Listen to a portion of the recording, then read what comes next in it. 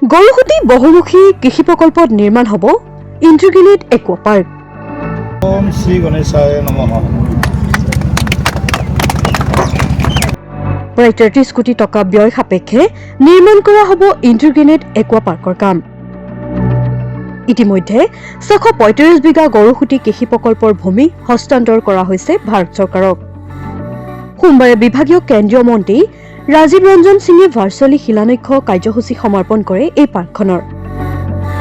আনহাতে প্ৰকল্পৰ ৪ নং কেম্পত অনুষ্ঠিত কৰা হয় এই ভাৰ্চুৱেল সভাখন।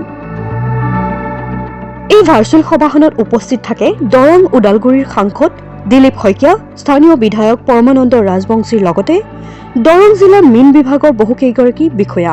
উল্লেখযোগ্য যে শীঘ্ৰে এই আঁচনিখনৰ কাম শুভাৰম্ভণি হ'ব বুলি উল্লেখ কৰে সাংসদগৰাকীয়ে।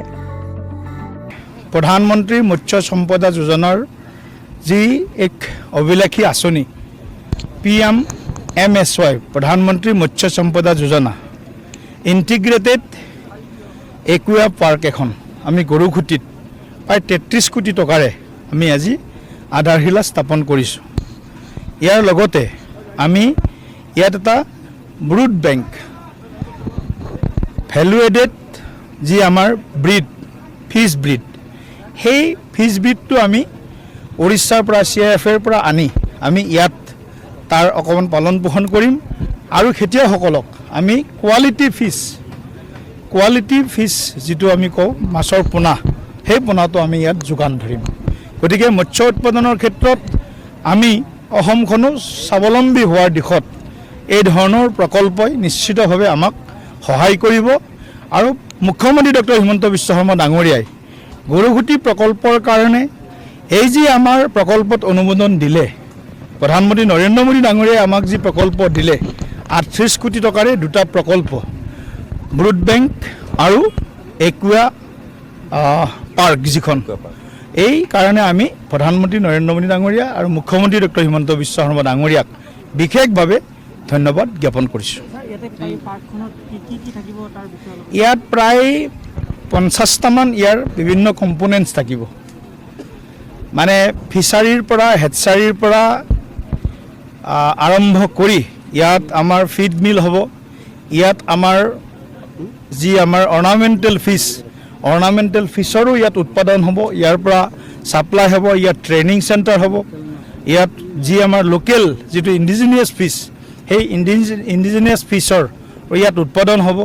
লগতে আমাৰ কালচাৰ্ড ফিছ যিটো কোৱা হয়, যেনেকৈ আমাৰ মাগুৰ মাছ ইয়াত উৎপাদন হ'ব, পাভ মাছ আমাৰ ইয়াত উৎপাদন হ'ব।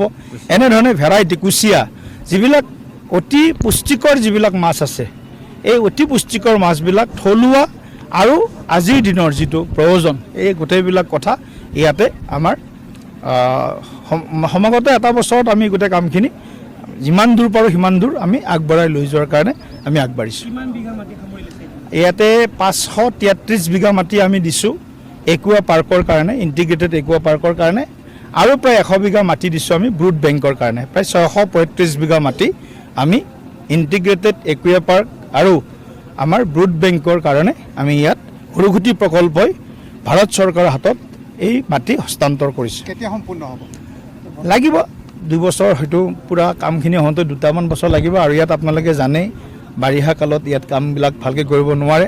ইয়াৰ কাৰণে আমাৰ মথাউৰিটো প্ৰথম নিৰ্মাণ হৈ ল'ব লাগিব, যাতে গৰুহুটি প্ৰকল্পটো সকলো দিশৰ পৰা সুৰক্ষিত হয়।